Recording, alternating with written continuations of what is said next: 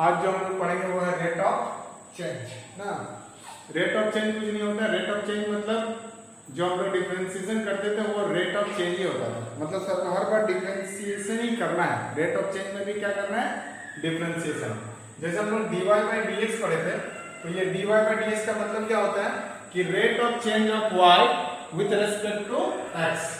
Rate of change of y with respect to x मतलब y का rate of change with respect to x।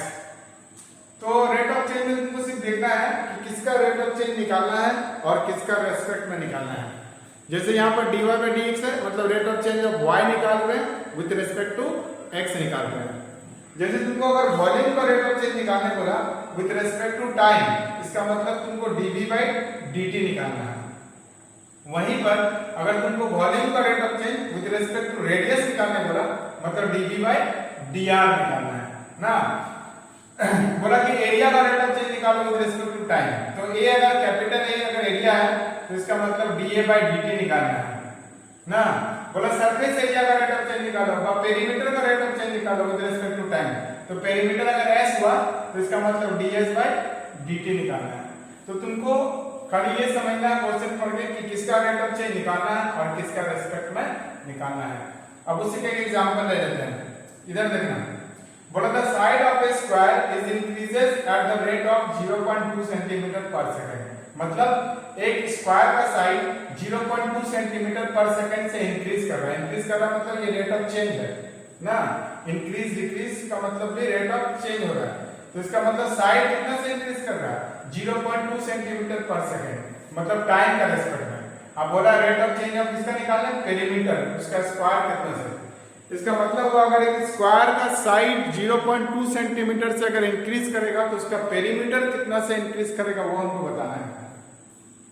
इसका मतलब side का rate of change दिया हुआ है और पेरीमीटर का रेट ऑफ चेंज निकालना है। तो हम लोग लेट कर लेते हैं कि let s be the s for x be the side of a square. मान लीजिए कि x मेरा क्या है, साइड है किसका, एक स्क्वायर का। इसका मतलब ये साइड का रेट ऑफ चेंज दिया हुआ है, तो साइड का रेट ऑफ चेंज किसका रेस्पेक्ट में है, पर सेकंड, मतलब टाइम का रेस्पेक्ट में है। तो x का rate of change with respect to time, इसका मतलब dx बाय dt ये मेरा गिवन है 0.2 centimetre per second, 0.2 centimetre per second. अब बोला कि find the rate of increase of perimeter, perimeter का रेट ऑफ चेंज निकालना है। तो स्क्वायर का पेरीमीटर क्या होता है, पेरीमीटर ऑफ द स्क्वायर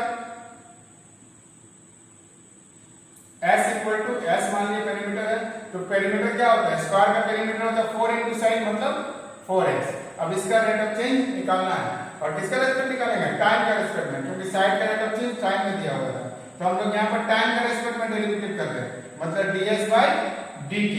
तो ds by dt 4 into x का कितना हो जाएगा, dx बाई dt। यहाँ पर s भी वेरिएबल है, x भी वेरिएबल है, टाइम का रेस्पेक्ट में कर रहे हैं, मतलब दोनों y का काम कर रहा है। s का dx बाई dt हो गया, x का dx बाई dt हो गया। अब dx बाई dt तो मालूम था 0.2, तो 4 इंटू 0.2, तो ये कितना हो गया मेरा 0.8। एरिया है, इसका मतलब सेंटीमीटर स्क्वायर होगा पर सेकंड, सेंटीमीटर स्क्वायर पर सेकंड। इसका मतलब अगर एक स्क्वायर का साइड 0.2 सेंटीमीटर पर सेकंड से अगर इंक्रीज करेगा तो उसका पेरीमीटर जो है वो 0.8 सेंटीमीटर पर सेकंड स्क्वायर से इंक्रीज करेगा। ठीक है, नेक्स्ट क्वेश्चन फिर देख लेते हैं हम लोग।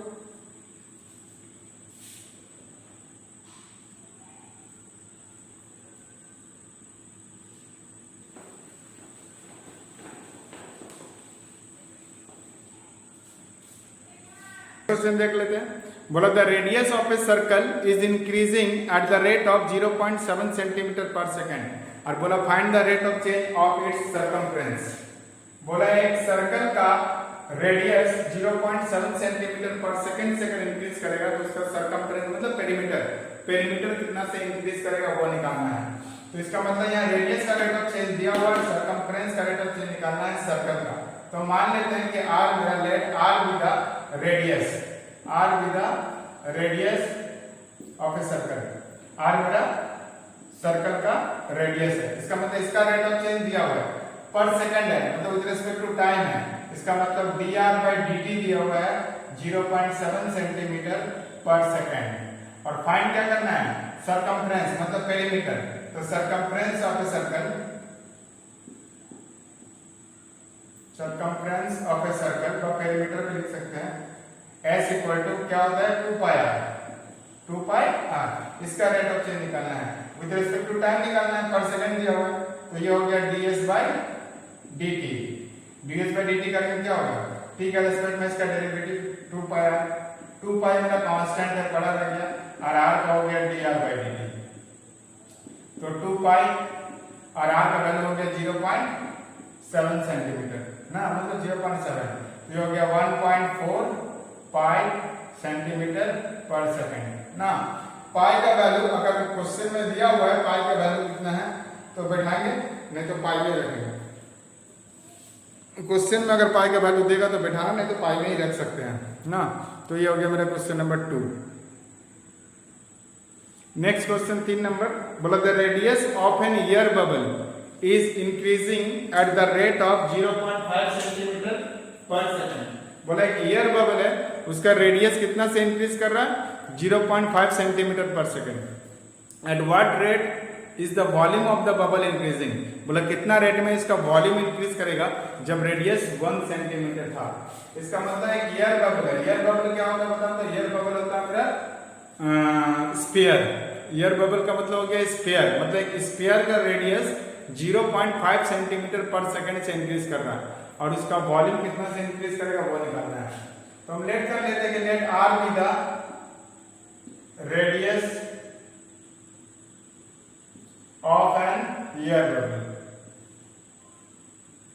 मान लिया r का रेडियस है एयर बबल का, तो क्या दिया हुआ है, किसका रेट ऑफ चेंज दिया हुआ है, रेडियस का। इसका मतलब dr/dt दिया हुआ है, ये दिया हुआ है 0.5 सेंटीमीटर पर सेकंड, ठीक है। और रेडियस भी दिया हुआ, रेडियस r दिया हुआ 1 सेंटीमीटर, और वॉल्यूम का रेट ऑफ चेंज निकालना है। तो volume of the air bubble कितना हो गया, volume of an air bubble, air bubble का वॉल्यूम कितना होगा, v इक्वल टू 4/3 πr। इसका रेट ऑफ चेंज निकालना है, किसका रेस्पेक्ट में निकालना है, टाइम के रेस्पेक्ट में, पर सेकंड में दिया हुआ तो मतलब टाइम के रेस्पेक्ट में। तो dv/dt, d/dt 4/3 πr। तो ये कितना हो गया 4/3 और पाई कांस्टेंट है, r क्यूब का डेरिवेटिव पहले 3r² होगा और r का हो जाएगा dr/dt। ये r का dr/dt क्यों हो रहा है, क्योंकि r का टाइम के रेस्पेक्ट में डेरिवेटिव हो रहा है, इसीलिए रेडियस का रेस्पेक्ट में होता है तो फिर r का 1 हो जाता है, लेकिन यहाँ पर r का dr/dt होगा। तो 3 का दिया 4πr³ इंटू dr/dt। अब वैल्यू बैठाओ, ये हो गया 4π, r का वैल्यू 1 सेंटीमीटर था और dr/dt 0.5 सेंटीमीटर है, तो 0.5 इंटू 4 कितना हो गया 2, 2 इंटू 1 2 रहा, मतलब 2π सेंटीमीटर क्यूब पर सेकंड, क्योंकि वॉल्यूम है सेंटीमीटर क्यूब पर सेकंड ना। तो इस तरह से किसी एक चीज का रेट ऑफ चेंज दिया रहता है, उसके कारण उसका एरिया व वॉल्यूम कितना से इंक्रीज कर रहा है डिक्रीज कर रहा है वो हमको निकालना है।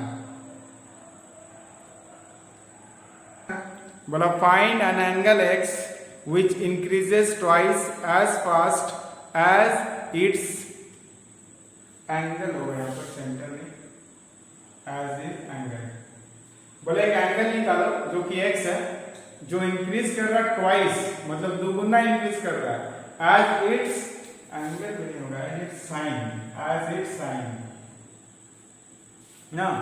बोले एक एंगल निकालो जो इंक्रीज कर रहा है ट्वाइस एज इट साइन, मतलब एंगल का साइन का वैल्यू से ट्वाइस इंक्रीज कर रहा है। साइन का वैल्यू मतलब साइन एक्स, साइन एक्स मतलब साइन एक्स हो जाएगा, ठीक है। तो मान लेते हैं कि एक एंगल तो दिया हुआ है, तो एंगल कितना होने से एंगल का जो रेट ऑफ चेंज होगा वो एंगल का साइन का वैल्यू पर ट्वाइस होगा। तो एंगल मेरा एक्स है, तो इसका मतलब बाय प्रॉब्लम, ये एमसीक्यू क्वेश्चन आता है, बाय प्रॉब्लम एंगल का जो रेट ऑफ चेंज होगा वो एंगल का साइन का रेट ऑफ चेंज का दुगुना होगा। मतलब एंगल का रेट ऑफ चेंज dx/dt ये क्या होगा ट्वाइस होगा, मतलब 2 इंटू किसका rate of change d/dt of sin x, angle का साइन का वैल्यू का ट्वाइस।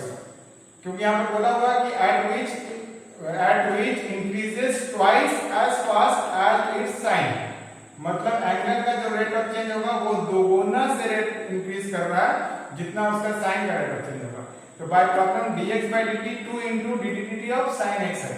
अब यहाँ से एंगल फाइंड करना है तो कोई प्रॉब्लम नहीं, ये dx by dt हो गया 2, sin x का डिफरेंशिएशन करेंगे तो cos x आएगा, फिर x का डिफरेंशिएशन करेंगे तो dx by dt आएगा, dx by dt कट गया तो इधर क्या बच गया 1, इधर हो गया 2 cos x, तो cos x का वैल्यू कितना हो गया 1/2, तो cos x equal to cos 60 degree, cos pi by 3, मतलब एंगल कितना हो जाएगा pi by 3। तो एंगल अगर 60 डिग्री होता है तब उसका जो रेट ऑफ चेंज होगा उसका साइन का 2 टाइम्स होगा ना।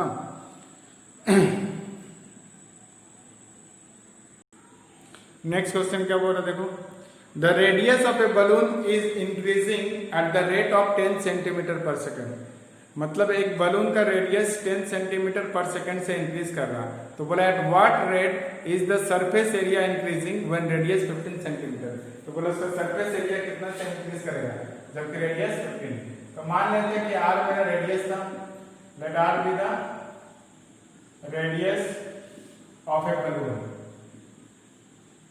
r मेरा रेडियस है, इसका मतलब क्या दिया हुआ है dr by dt दिया हुआ है 10 सेंटीमीटर पर सेकेंड, और क्या मांगा सरफेस एरिया, तो surface area of the balloon